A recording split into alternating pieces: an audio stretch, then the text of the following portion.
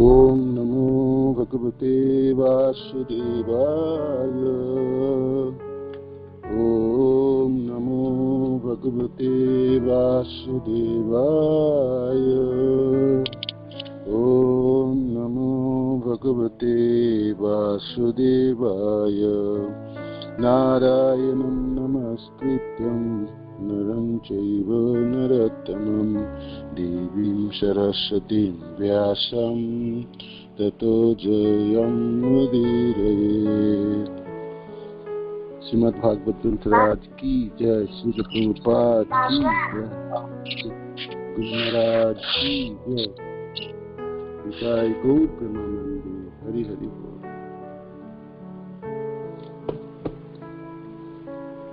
स्कंद 10 अध्याय 8 श्लोक संख्या 21 और 22।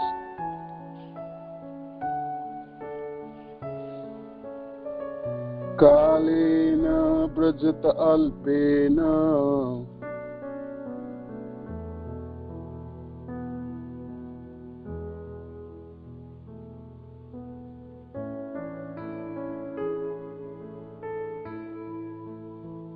गोकुले राम केशवो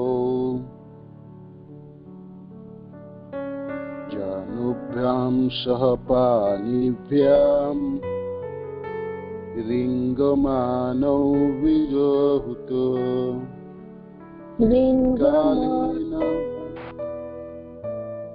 कालेन व्रजत अल्पेन व्रजिताल्पेन गोकुले राम केशवो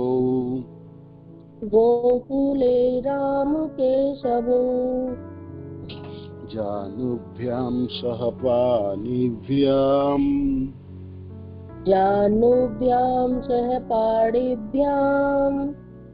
रिंगमानौ विजोहुतो।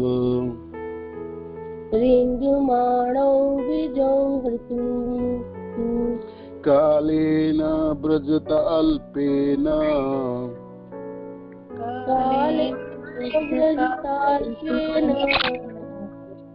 गोकुले राम केशवो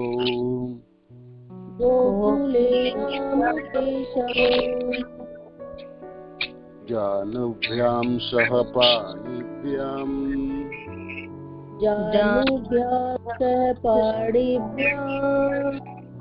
रिंगमानौ विजोहुतो।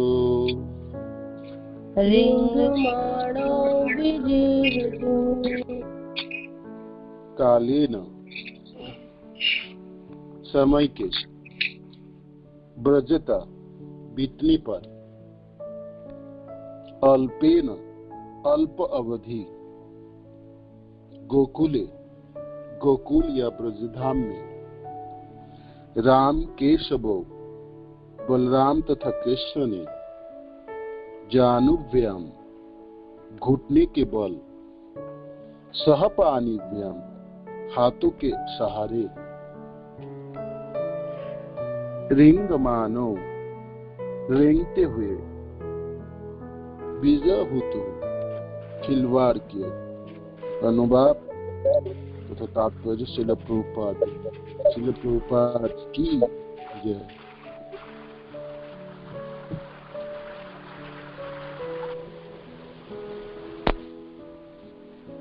अनुवाद। कुछ समय बीतने के बाद राम तथा कृष्ण दोनों भाई अपने घुटने तथा हाथों के बल ब्रजभूमि में रेंगने लगे और इस तरह बालपन के खेल का आनंद उठाने लगे। तात्पर्य। एक ब्राह्मण भक्त कहता है, श्रुतिम परे स्थितिम इतरे भारतम अन्ये भजन्तु भवभीत अहम इह नंदम वंदे जस्यालिंदे परम ब्रह्म। भले ही अन्य लोग भवसागर से डरकर वेदों, पुराणों तथा महाभारत की पूजा करें, किंतु मैं नंद महाराज की पूजा करूंगा, जिनके आंगन में परब्रह्म रेंगते हैं। महाभागवत को कैवल्य अर्थात भगवान में समा जाना नरक के समान लगता है, नरकायते। किंतु यहाँ पर मनुष्य नंद महाराज के आंगन में कृष्ण तथा बलराम के रेंगने का चिंतन मात्र करके ही दिव्य आनंद में लीन रह सकता है। जब तक कोई कृष्ण लीला के, विशेषतया कृष्ण की बाल लीलाओं के विचार में मग्न रहता है, जैसा कि महाराज परीक्षित चाह रहे थे, तब तक वह वास्तविक कैवल्य में लीन रहता है। इसलिए व्यासदेव ने श्रीमद् भागवत की रचना की। लोकस्य जानत विद्यांस चक्रे सात्वतम संहिताम। व्यासदेव ने नारद के आदेशानुसार श्रीमद् भागवत की रचना की, जिससे कोई भी इस ग्रंथ का लाभ उठा सके, कृष्ण की लीलाओं का चिंतन कर सके और सदैव के लिए मुक्त हो जाए। सुतिम अपरे सितिम इतरे भारतम अन्ये भजन्तु भवभीतः अहम इह नंदम वंदे यस्या लिंदे परम ब्रह्म। श्लोक संख्या 22।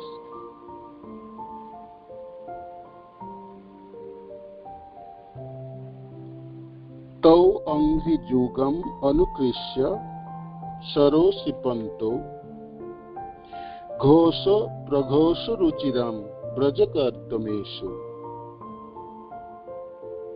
तन नादहिष्ट मनुषा अनुसित लोकम मुग्ध प्रवितवत्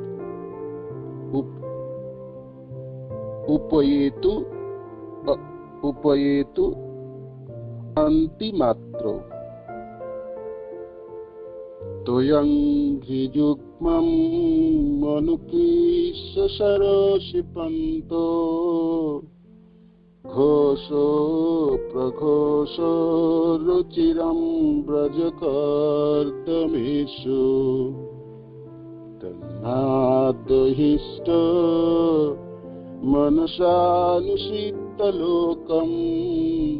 मुग्ध प्रभीतवत् उपयेतुरन्तिमात्रो तोयं घ्रिजुग्मं अनुकृष्य सरोसिपन्तो घोषो प्रघोषो रुचिरं ब्रजकर्दमेषु तन्नादहिष्ट मनसानुसितलोकम् मुग्ध प्रभीतवद् उपयेतुरन्तिमात्र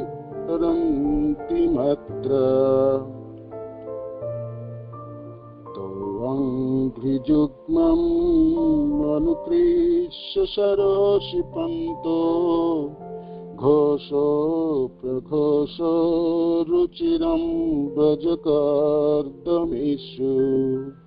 तन्नादहिष्ट मनसानुसितलोकम् मुग्ध प्रभीतवद्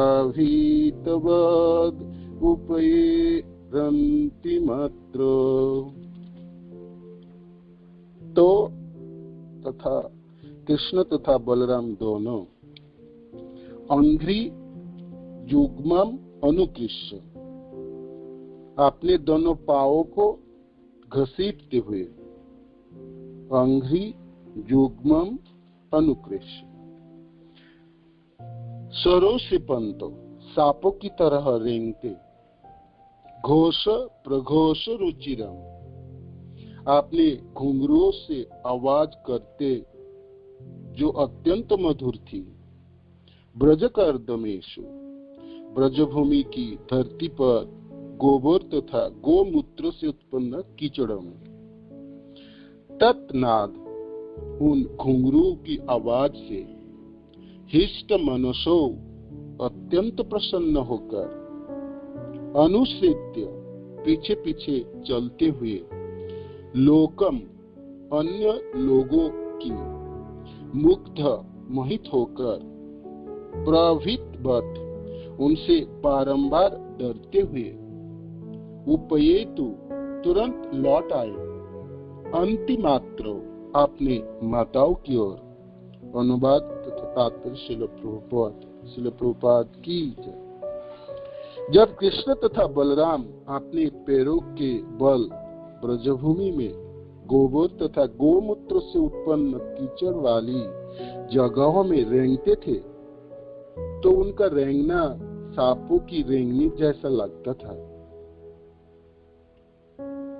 और उनके पैरों के घुंघरुओं को आवाज अत्यंत मनोहर लगती थी।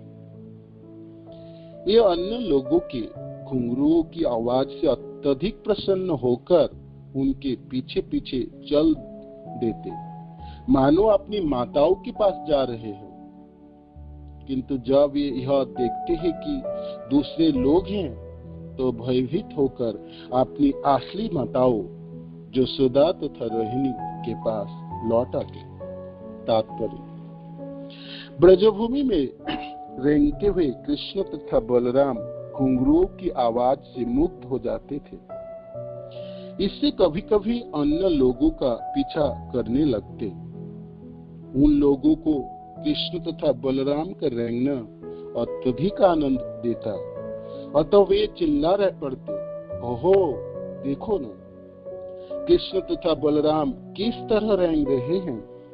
यह सुनकर कृष्ण तथा बलराम समझ जाते कि वे लोग जिनके पीछे ये जा रहे हैं उनकी माता नहीं है, अतः यह अपनी असली माताओं के पास लौट आते।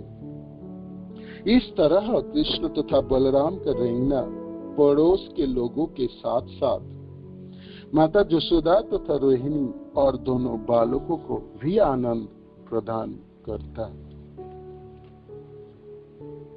ये दोनों श्लोक और तात्पर्य। नमो विष्णुपादाय कृष्ण पृष्ठाय भूतले श्रीमते कतिदास महाराज इति नामे। नमो विष्णुपादाय कृष्ण पृष्ठाय भूतले श्रीमते भक्ति वेदांत स्वामी इति नामे।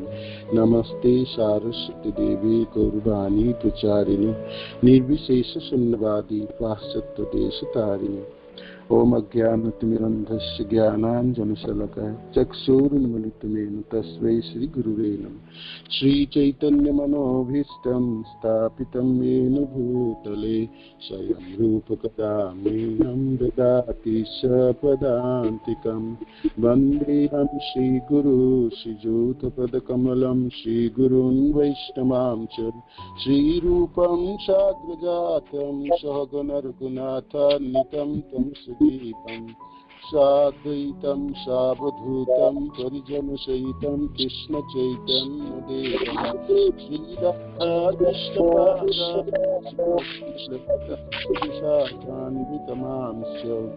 हे कृष्ण करुणा सिन्धु दीनबन्धु जगत्पते गोपेश गोपिका कान्त राधाकान्त नमस्तुते।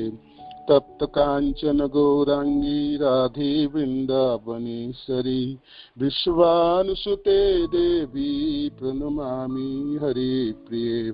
वाञ्छाकल्पतरुभ्यश्च कृपा सिन्धो भैव च पतितानां पावनेभ्यो वैष्णवेभ्यो नमो नमो। जय श्री कृष्ण चैतन्य प्रभु नित्यानंद श्री अद्वैत गदाधर शिवासादि गौर भक्त वृंद। हरे कृष्ण कृष्ण कृष्ण हरे हरे, हरे राम राम राम हरे हरे। जय श्री प्रभुपाद की जय, गुरु महाराज की जय, निताय गौर प्रेमानंद। तो आज के दोनों श्लोक बहुत सुंदर हैं और मानो कि सुखदेव महाराज परीक्षित महाराज ने प्रार्थना की थी जो भगवान के बाल लीलाओं को सुनाने के लिए। तो पूतना वध के बाद जब भगवान अपनी करवट लेने लगे, तब की यशोदा मैया ने उत्सव किए वो भी वर्णन हुआ, शकटासुर की वध की वर्णन हुआ, और उनके साथ साथ सुखदेव महाराज ने तृणावत की वधों की भी बात कथा सुनाई। तो तृणावत की कथा जो है भगवान की 1 साल की उम्र की कथा है। तो सुखदेव महाराज कथा सुनाते समय अपनी मनन करके हृदय से अपने वर्णन कर रहे थे। सामने तो कोई ऐसा बुक व कोई सहायता किसी से नहीं, तो निरंतर जो मनन हो रही थी, स्फुरन हो रही थी कथा की, तो ऐसी कथा सुना रहे थे। तो क्रम में थोड़ा कभी कभी थोड़ा बहुत हो सकता है इधर उधर हुआ। तो ये जो कथा अभी की है ये तृणावत वध के पहले की कथा है, और आप सब सुने हैं, वर्णन किए हैं, प्रभुपाद जी तात्पर्य में लिखे हुए। तो दोनों भगवान की रेंगने की ये लीला है, अद्भुत है। नंदलाय में आज दोनों भगवान पेट के बल पे नहीं, पीठ के बल पे नहीं सोए हुए, घर के चौखट को लांघते हुए दोनों भाई अपने घुटने और दोनों हाथों के बल पर रेंगने लगे। तो अब भगवान की बाल लीला शुरुआत है। तो इसीलिए यहाँ पर श्लोक की प्रथम शब्द में कालेन, समय के बीतने पर, तो कितने समय के बीतने पर, तो ये 7 और 8 महीने के बीच की लीला है। और तो मानो कि भाई शकटासुर या जो करवट बदलने वाली जो लीला हुई थी उसके बाद की है। तो फिर नामकरण भी हमने देखे, नामकरण भी लीला नामकरण की बात की ये है। जैसे भी हो, तृणावत की ये वध से पहले की ये लीला है भगवान की। तो नंद बाबा के अंगनों में, प्रांगणों में दोनों भगवानों की आज आप लीला खेलने की शुरुआत है। क्या उद्देश्य है, क्या कारण है, भगवान ऐसा धीरे धीरे क्यों बढ़ रहे हैं? जो चाहते तो भगवान अपने आप को तुरंत रूपांतरित कर सकते हैं और बलिष्ठ हो सकते थे और अपने कार्यों को कार्यान्वित कर सकते थे, किंतु धीरे धीरे मानव शिशु की तरह क्यों बढ़ रहे हैं? इसका एक ही उद्देश्य है, दोनों माताओं की आनंद देने के लिए, नंद बाबा को आनंद प्रदान करने के लिए, स्वयं आनंदित होने के लिए, और ब्रजवासियों जनों को आनंद प्रदान करने के लिए। तो मानो कि सुखदेव महाराज आप सब जनों को निमंत्रण देते हैं कि चलो चलो आज चल के हम गोकुल पधारे और नंद बाबा के घरों के प्रांगणों में इन दोनों भाइयों की वो जो बचपन की रेंगने वाली लीला है, आओ आओ हम आपको सुनाते हैं।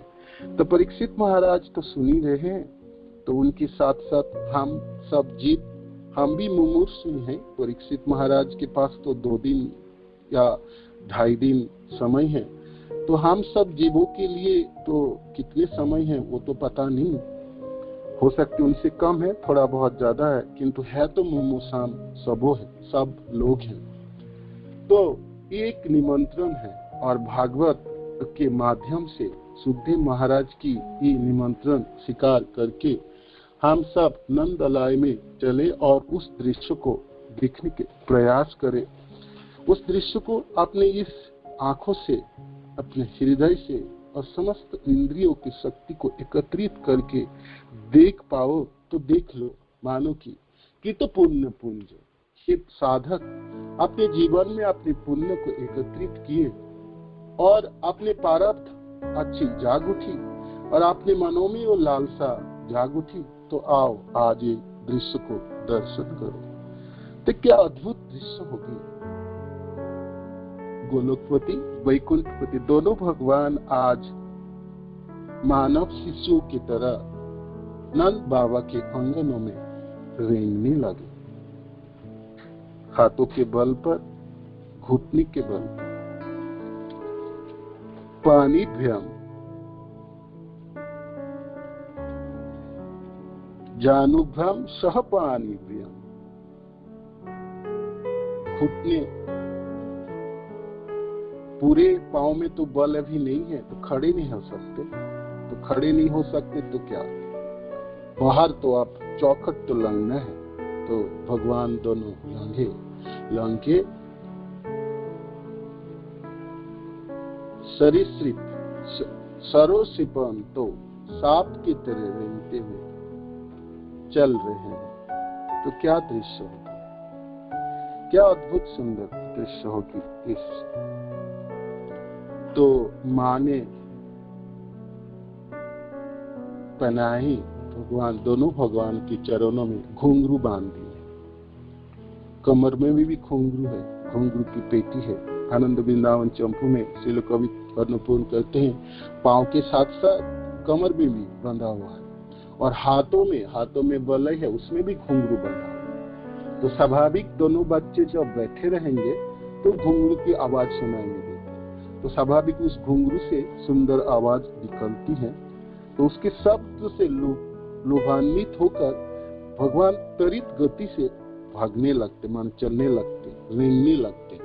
तो फिर घुंघरू बजती है, तो घुंघरू की आवाज सुन के और तेजी से भागते। तो ये दृश्य है बीजभूत हुए, खेलने लगे, आनंद प्रदान करने लगे।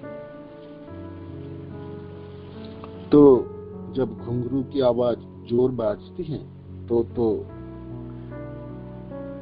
भगवान कृष्ण को मानो कि समझ भी नहीं आता जी आवाज आ कहां से, तो उसको और ज्यादा सुनने के लिए और तेजी से रेंगते थे, और कभी कभी अपनी गर्दनों को टेढ़े करके पीछे मुड़ को माँ को दर्शन करते थे और हंसते थे और फिर रेंगते थे। ये दृश्य है।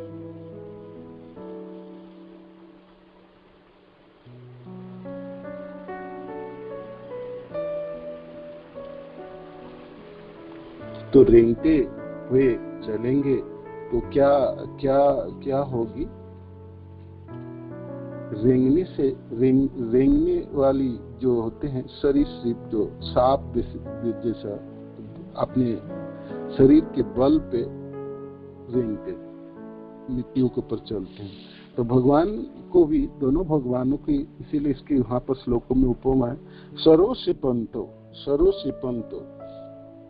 सांपों की तरह रेंगते हुए, और ब्रजक और दमेश, तब जब रेंगते हुए चलते भाई हाथ तो पांव की तरह काम कर रहे, घुटने भी पांव की तरह काम कर रहे।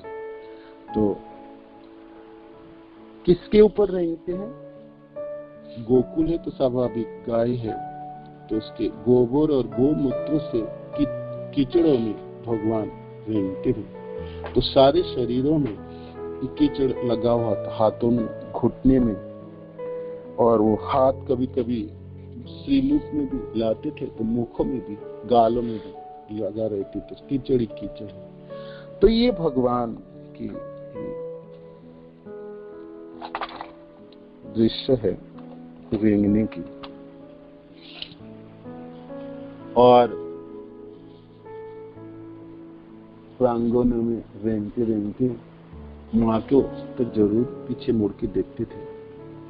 तो आनंद माता को भी है और आनंद पुत्र को भी है, और उनके साथ साथ प्रभुपाद की निमंत्रण है हम सब जनों की है। ये मनुष्य जीवन है, प्राप्त है, और हम सब मुमूर्षु तो है, और जन्म के साथ साथ मृत्यु हम सब लिखा के लाते हैं कि तो मरने से पहले, मृत्यु से पहले ये दृश्य को तो देखनी चाहिए। हृदय की कंदरा में आंखों से दर्शन करने के बाद उसको छिपा लेना चाहिए। जैसे जब भी कभी भी आपको मन करे तो हृदय की कंदरा की पेटी को खोले, आप देख पाए। नंद बाबा की प्रांगणों की, धनु भगवान की ये कीड़ा बीज होता, ये खेलने की, ये रेंगने की, ये अनुपम दृश्य को भागवत इस समस्त मनुष्यों की ये सौभाग्य प्रदान करती है। ब्रह्मवादी ज्ञानी ये सब करके, ये सब रास्ते को अपना के क्या लाभ? ये तो नरक आयत। मानो कि साजुज्य मुक्ति तो ये नरक की, मानो कि नरक की समान सदृश है। तो उससे नरक सदृश साजुज्य मुक्ति है। यहाँ पर इसीलिए प्रभुपाद वर्णन करते हैं कि आपको देखना है, दर्शन करना है और सचमुच कोई साधन अपनाना है तो आओ चले, कर लो। नंद बाबा की प्रांगणों में धनु भगवान की रेंगनी की ये अनुपम दृश्य की।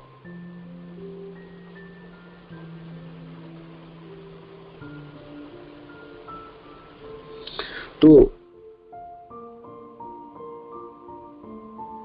जीवन की समस्त कलमश को नष्ट करने वाली है।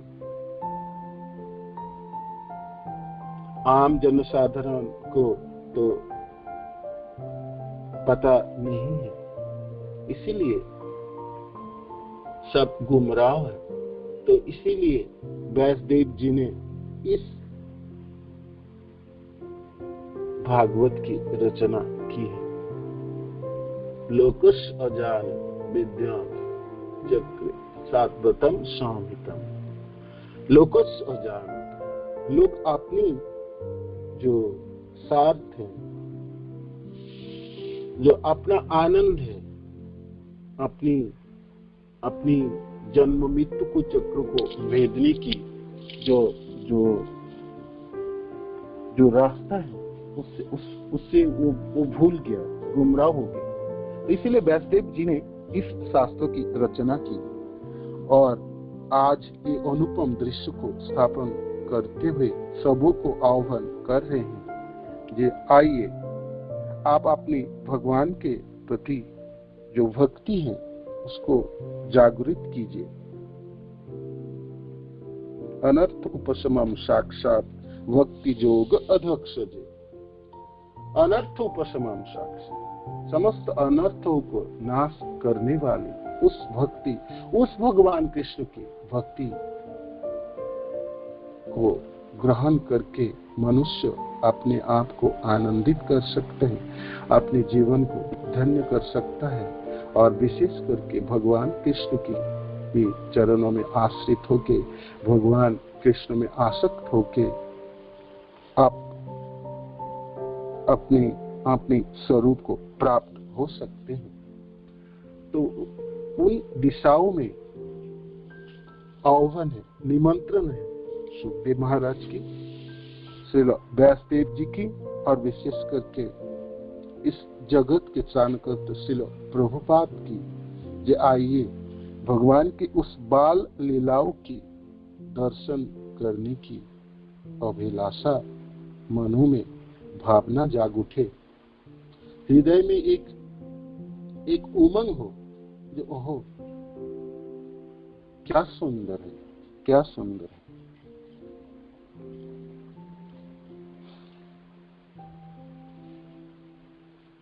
यशोदा मैया, रोहिणी माता नंद बाबा को आनंद प्रदान करने की ये भगवान की घुटने पे और हाथों पे बैल पे रेंगने का ये दृश्य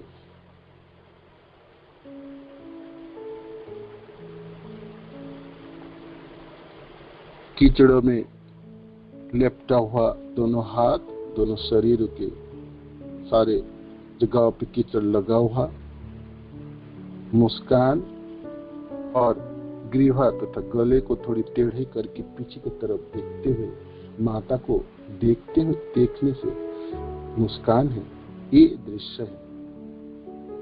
और जब बैठे रहते हैं तो घुंघरू की आवाज सुनाई नहीं देती, तो फिर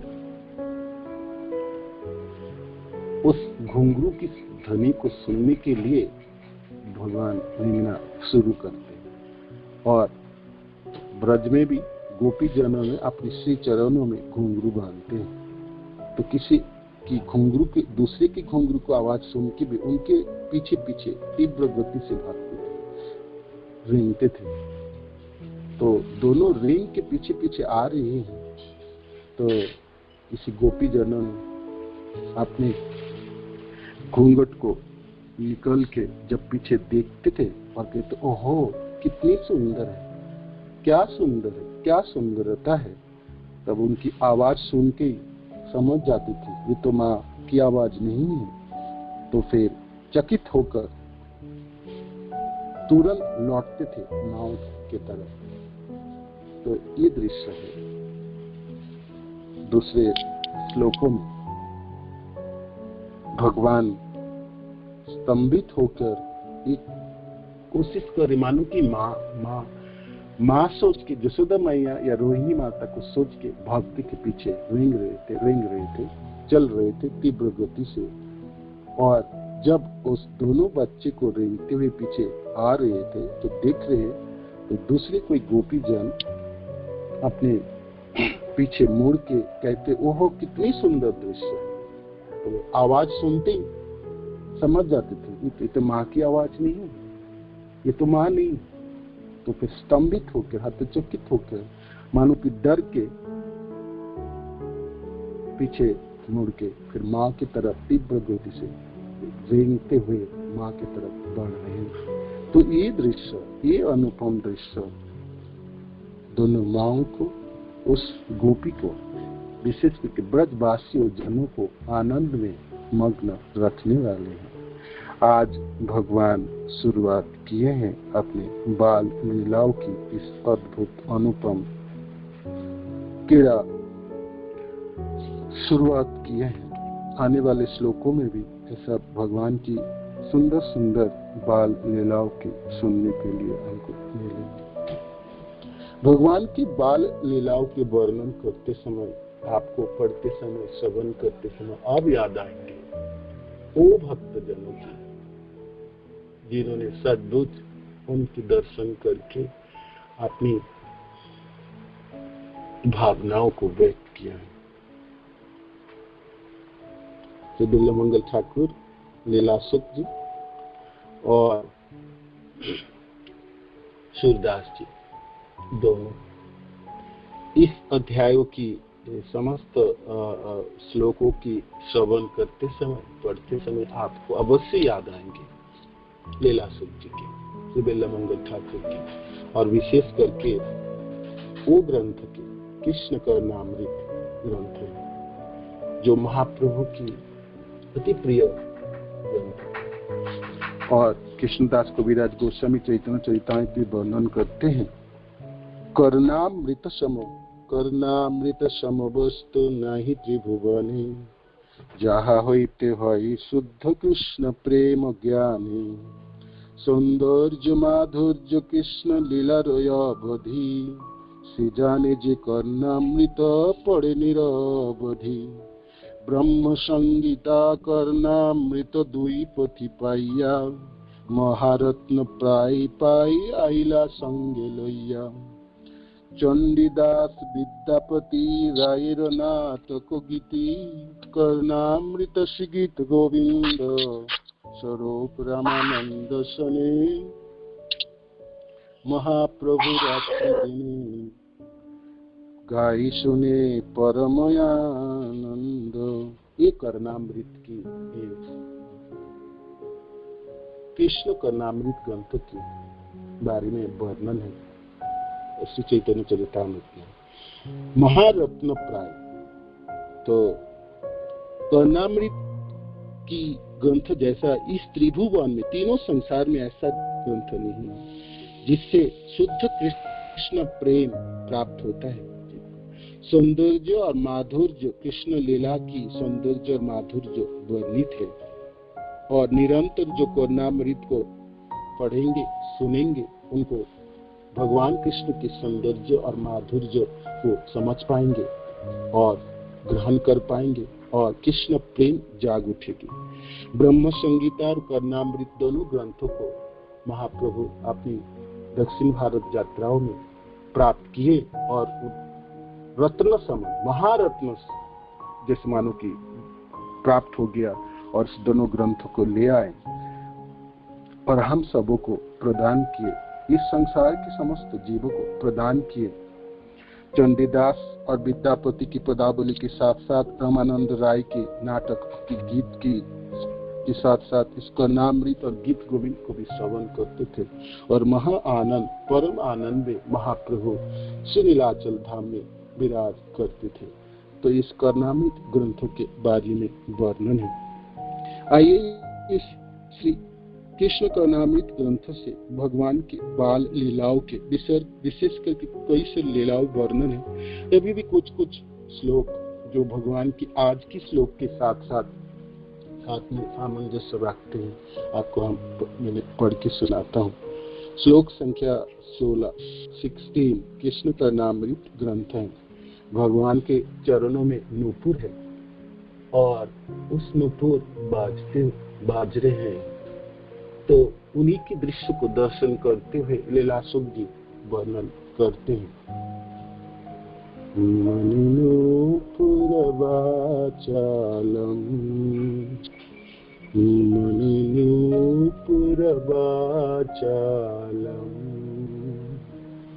वंदे श्रीचर वंदे तच्चरणं विभो मणिनूपुरवाचालम्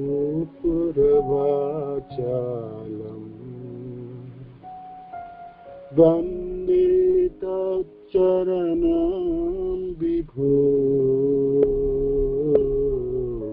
मणिनूपुरवाचालम्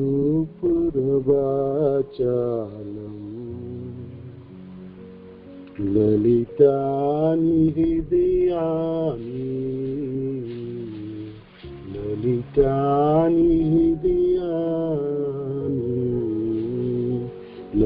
लक्ष्मानि ब्रजवीतीशो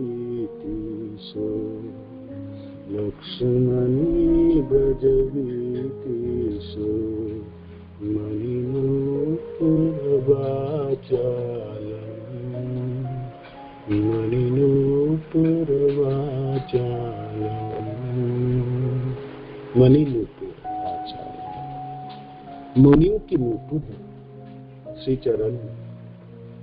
भगवान कृष्ण की श्री चरणों में मुनियों की नूपुर है और बाज रहे हैं वाचालम। वंदे तच्चरणम विभो, श्री कृष्ण आपके उस चरण को मैं वंदना करता हूँ। ललितानि यादानि, तो आपके कमल चरणों की चरण चिन्ह।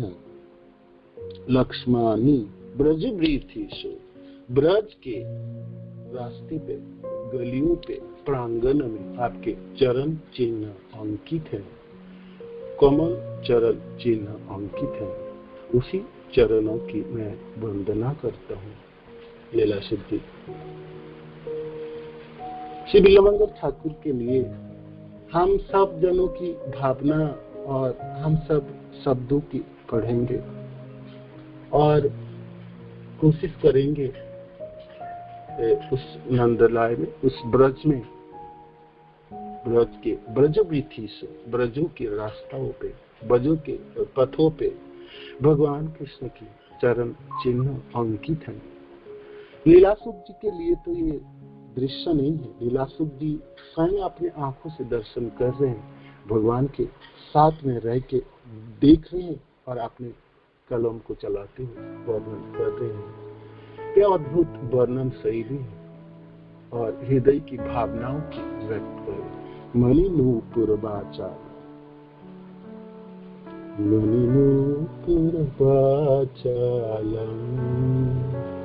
वंदे तच्चरणं विभो ललितानि यादानि लक्ष्मानि ब्रजवीतीषु तो छोटे छोटे चरण अंकित है उस ब्रजों की रास्ताओं पे, गलियों में, आंगनों में, प्रांगणों में। लीलासुत जी वो दर्शन करते हुए कहते हैं, हाय हाय, मैं तो इसी चरणों की वंदना करूं जिनके श्री चरण में मणियों के नूपुर है, मणियों की नूपुर है। क्या अद्भुत सुंदर दृश्य होगी। दोनों भाई घुटने के बल पे दोनों हाथों को नीचे करके, ग्रीवा को ऊपर करके मानो की एक झलक देखे। क्या भाग्य होगी उस साधकों की। और भागते हुए, रेंगते हुए, मानो कि आप पीछे खड़े हो तो ग्रीवा टेढ़ी करके एक बार पीछे मोड़ के देख ले। चपल कृष्ण की ये दृश्य। तो लीला श्लोक संख्या 40। हे देव हे दैत्य हे भुवनेक बंधो, हे कृष्ण हे चपल हे करुणिक सिंधो, हे नाथ रमण हे नयनाभिराम,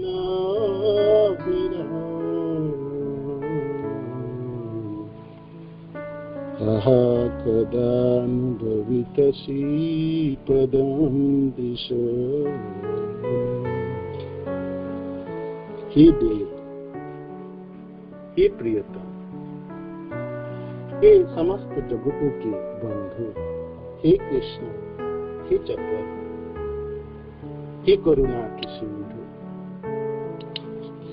हे नाथ, हे रमण, आपकी एक अद्भुत दृश्य है, नयन को लुभाने वाली है। हाय, कब कब कब मैं आपके चरण को दर्शन कर पाऊंगी। लीला सिद्धि की अभिलाषा है। आज हृदय को उद्वेलित करते हुए अपनी भावनाओं की व्यक्त है इस कृष्ण कर्णामृत ग्रंथ में। हे देव हे दैत्य हे भुवनेक बंधो, हे कृष्ण हे चपल हे करुणिक सिंधो, हे नाथ रमण हे नयनाभिराम, आहा कदानुभवितसि पदं दृशोमि, आहा कदानुभवितसि पदं दृशोमि। और मनों में एक ललुपता, हृदय में एक अभिलाषा है और आंखों में वो दृश्य। अच्छा, कब देख पाऊं हे कृष्ण, आपकी इस चरण को मैं कब देख पाऊं। हे नाथ, आप समस्त जनों की बंधु हैं, आप करुणा सागर हैं। हे नयनाभिराम, कब देखूं मैं, कब देख पाऊं, कब देख पाऊं।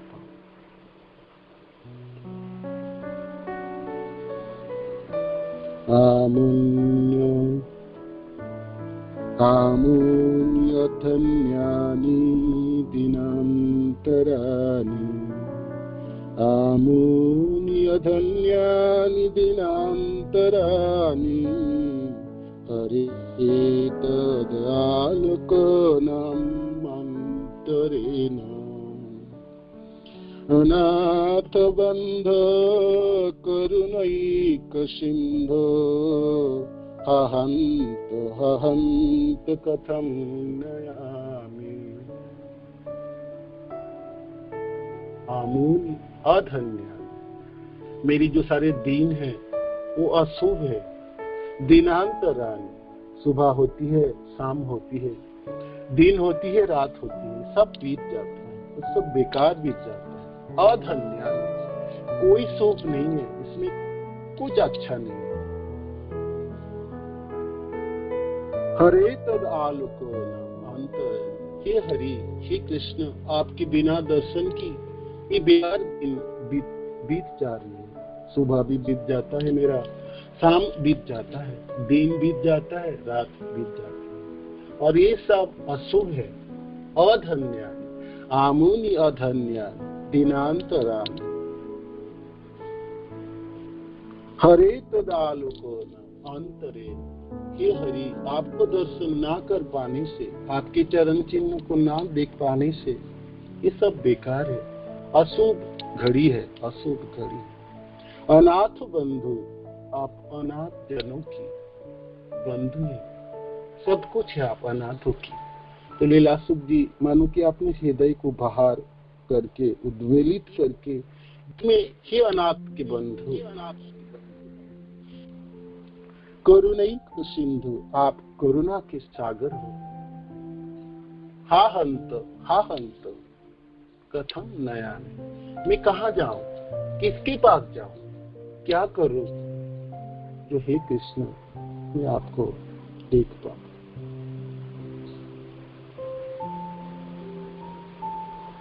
अमूल्य धन्यानि दिनान्तराणि, हरे तदालोको नाम अंतरेण, अनाथ बंधो करुणैक सिंधो, हंत कथम नयामि। कहाँ जाके देखूं, क्या प्राप्त करूं, कैसे क्या करूं, क्या करूं, क्या करूं। तो हम सब जनों की भी भावना है, श्री बिल्वमंगल ठाकुर के साथ साथ हम भी प्रार्थना करें, हे कृष्ण हम क्या करें, जीवन तो बीतने वाली है, शरीर तो ढलने वाले हैं, हम सब मरने वाले हैं, हम क्या करें हे कृष्ण, हम क्या करें, हम क्या करें। आपकी वो अनुपम दृश्य, आप नंद बाबा के प्रांगण में दोनों माओं को आनंद देने के लिए और समस्त ब्रजवासियों जनों को आनंद प्रदान करने के लिए रेंगते हुए मिट्टियों के ऊपर चल रहे हैं, वो दृश्य हम कब देख पाएंगे, कब देख।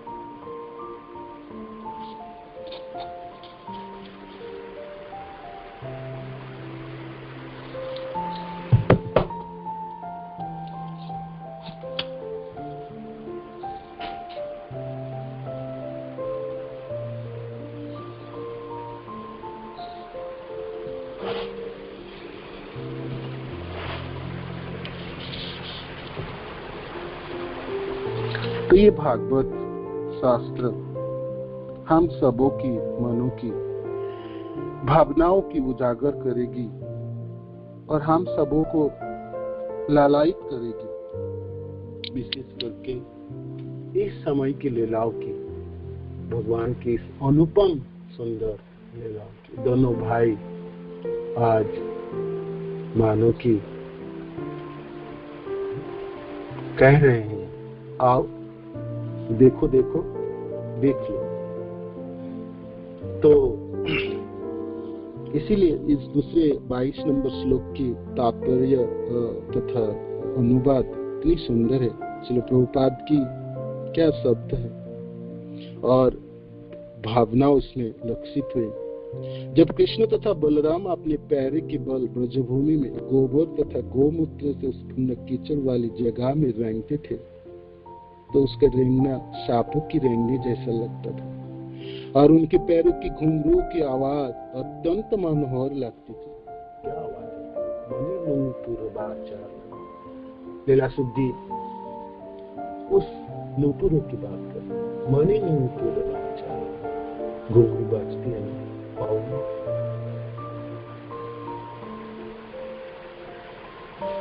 मणि नूपुर वंदे तच्चरणम विभो। हे कृष्ण आपके चरण की वंदना करते। घुंघरू की आवाज अत्यंत मनोहर लगती थी, हमारे लिए तो शब्द है ना, मनोहर घुंघरू की आवाज हम सुने, किंतु लीलासुख जी के पास कानों में तो वो घुंघरू है जो कृष्ण के चरणों में है, और वो नूपुर मणियों से बना हुआ, मणि नूपुर बाचा, वो घुंघरू की आवाज है। ये अन्य लोगों की घुंघरू की आवाज से अत्यधिक प्रसन्न होकर उनके पीछे पीछे चल देते हैं। और घुंघरू की आवाज, अपनी घुंघरू की आवाज तो लुभानी थी, उसकी आवाज से सुनते बाल कृष्ण को पता नहीं कहां से आवाज आ रही, तो उस आवाज को सुनने से त्वरित गति से और रेंगते थे, तो और आवाज थोड़ा तेज होती थी। बैठ जाते थे थप, मानो कि बैठ के, तो फिर आवाज बंद हो जाती थी, तो फिर उनको सुनने के लिए हमेशा रेंगने की प्रयास करते थे भगवान। और कभी कभी पीछे मुड़ के माँ को भी दर्श देखते थे, तो और फिर सोचते थे ओहो आगे तो माँ ही चली जा रही है, तो घूमट ढका हुआ था सिर, तो पता नहीं चलती थी, तो कोई गोपी होंगे जिसके श्री चरणों में घुंघरू बांधा होगा, उस घुंघरू की आवाज से लुभान्वित होकर भगवान पीछे धावित हो रहे। और अन्य लोग की घुंघरू की आवाज से अत्यधिक प्रसन्न होकर उनके पीछे पीछे चल देने माता अपनी माताओं के पास जा रही है, किंतु जब वे यह देखते ही कि दूसरे लोग हैं, तो भयभीत होकर अपने अपनी माताओं की, असली माताओं के पास वापस जाती थी। ओहो देखो ना, कृष्ण तथा बलराम किस तरह रेंग रहे हैं, क्या अद्भुत सुंदर हतचंबित होकर मानो कि वो गोपी ने, आहा क्या दृश्य है, क्या दृश्य है, मणि नूपुर बाचा। लीलासुख जी उसी दृश्य की वर्णन करते हैं। सचमुच क्या दृश्य होगी वो, क्या अद्भुत दृश्य होगी। यह सुनकर कृष्ण तथा बलराम समझ जाते थे कि ये लोग जिसके पीछे वो जा रहे हैं उनकी माता नहीं है, और तो वो अपनी असली माताओं के पास लौट आते हैं। तो देख जी ये तो माता नहीं है, ये तो माँ नहीं, ये तो जसोदा मैया है। माँ की आवाजों से संतानों को पता रहता है किसकी आवाज है, किसकी गोद है, किसकी स्पर्श है, हर चीज माँ की पता रहती है। तो माँ सोच के तो लग रही थी, रेंग रहे थे भगवान दोनों, किंतु नहीं। जब पीछे मुड़ के वो गोपी ने बोली वह कितनी सुंदर दृश्य है, तो हतचकित होकर भगवान अपनी माँ के पास वापस जाते हैं। ये दृश्य अपने सी चरणों में नूपुर को बजाते हुए, मणि नूपुर बाचाया। ये कृष्ण कर्णामृत ग्रंथ है। आपको मैंने थोड़ा सा एक तो श्लोक सुनाया, तो सोचिए हर पल हर श्लोकों में लीलासुख जी वो दृश्य को सामने बैठ के दर्शन किए और लिखे। लीलासुख जी वृंदावन में विराजमान होते थे। बिल्वमंगल ठाकुर दक्षिण भारत को छोड़ के अपने भगवान कृष्ण के साथ रहने के लिए वृंदावन आए और भगवान के कृष्ण के साथ खेले, दर्शन किए, और वो दृश्य को आपने इस कृष्ण का नाम लिपिबद्ध कर दिया हम सब जनों के लिए, जब हम कभी इसको पढ़ के उसके रसों के आस्वादन करें, उस भावनाओं के, उस दृश्य को, उस अनुपम मनोहरी दृश्य को देखने की प्रयास करें। महाप्रभु की सबसे प्रिय ग्रंथ है और निरंतर कृष्ण का नामृत को नीलाचल धाम में श्रवण करते थे। और विशेष करके जब भगवान की जब थोड़ा सा स्थिर रहते थे, जब बहुत विरह में रहते थे और जब अपने को संभाल नहीं पाते थे, तब तो स्वरूप दामोदर सब विद्यापति और चंद्रदास गीत गोविंद के पद गा के होश में लाते थे। किंतु जब बहुत आनंद के साथ विराज करते थे और स्थिर है, नियंत्रित रख सकते थे अपने को, तब कृष्ण का नामृत ग्रंथों के श्लोक के रस को आस्वादन करते थे। सामने गाने वाले तो स्वरूप दामोदर, रामानंद राय, तो क्या दृश्य होती होगी। और इस ग्रंथ की श्लोकों की, बिल्वमंगल ठाकुरों की भावनाओं की, रसों की व्यास, रसों की प्रभाव चलती थी। तो ये कृष्ण का नाम ग्रंथ, भगवान कृष्ण की चरणों की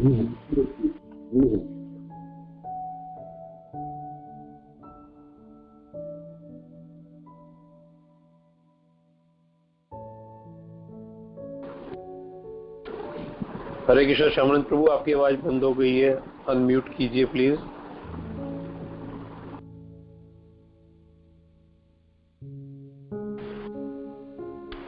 हरे कृष्ण।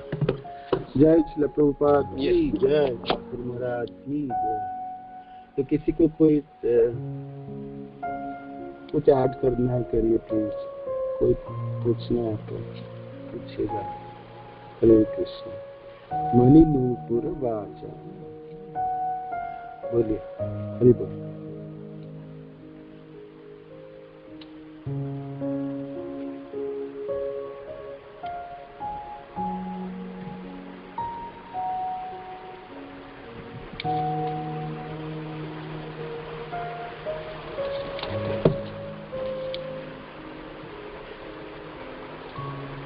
तीन चार मिनट समय है हमारे पास। किसी को कुछ ऐड करना है करिए प्लीज। कोई प्रश्न है तो पूछिएगा, कोई टीका टिप्पणी, कोई कुछ ऐड करना चाहते हैं जो सब भक्त लोग सुन रहे हैं। भगवान की अद्भुत सुंदर लीला है, कुछ कीजिए।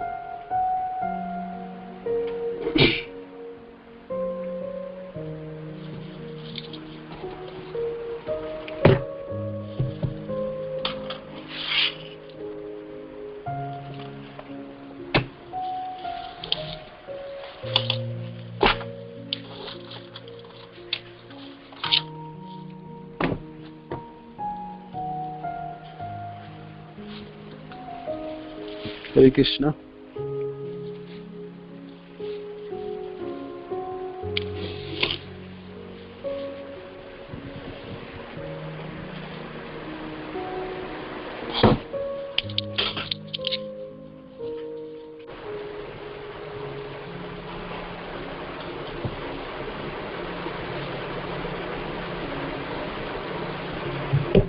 कोई प्रश्न नहीं तो समाप्त करते हैं क्लास। हरे कृष्ण। वंशा कल्पितरुभ्यश्च कृपा सिंधु भयेवच पतितानां पावनेभ्यो वैष्णवेभ्यो नमो नमः। जय श्रील प्रभुपाद की जय, गुरु महाराज की जय। निताय गोप बालक।